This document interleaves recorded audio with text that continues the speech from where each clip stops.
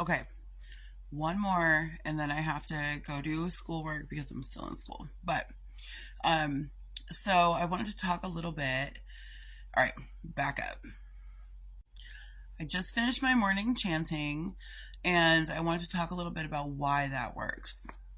Right, so we hear about mantra often. It can be used across pretty much any spiritual path. Like everyone has their own little mantra that they use. It's something that you repeat over and over and over. So why that works is because this is where it gets interesting. Here's some science, right? It works because inside of our ears, right, in our inner ears is the cochlea. That's the inner ear. So what happens, right, on the inner ear, we have what's called a tonotopic map. Now, the tonotopic map contains place cells. Place cells are neurons that are activated, which correspond to a specific place in our brains.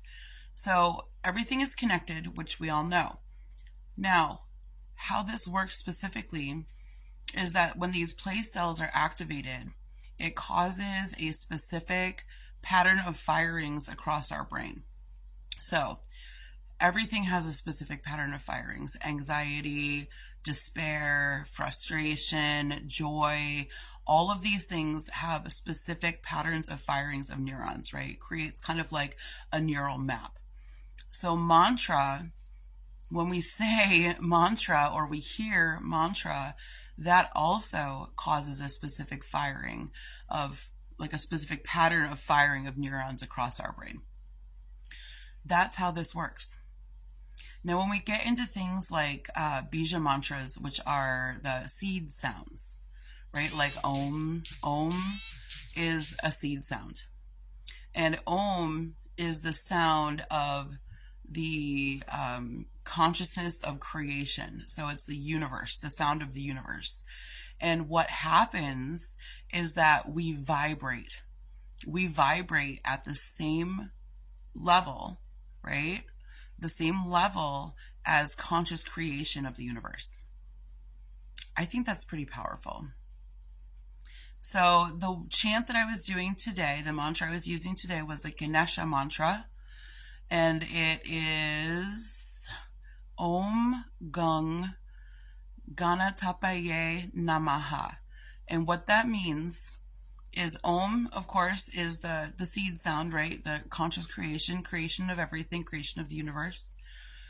Gung is Ganesha's bija mantra, bija sound, seed sound. Garatapaye is another name for Ganesha, and then Namaha means in reverence. So when we chant, right, when we're saying these chants, we're saying these mantras, we are causing a specific pattern of neural firings across our brain. And I really just love how, if we look at it, right, and we learn and we study and we do these things, we see that science actually supports spirituality and spirituality supports science.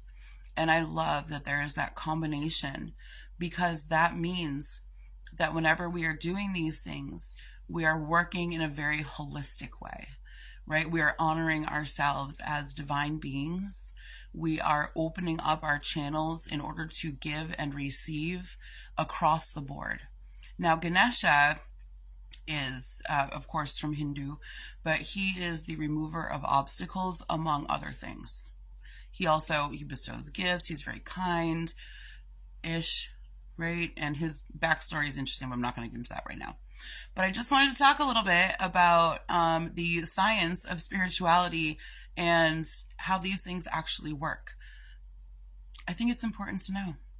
Anyway, have a great day, you guys. I'm gonna go do what I need to do now that I feel good, right? And if you are going to do that chant or any other chant that comes from the Hindu culture, please make sure you do it 108 times. 108 times is kind of the standard. Okay. Bye, you guys. Have a great day.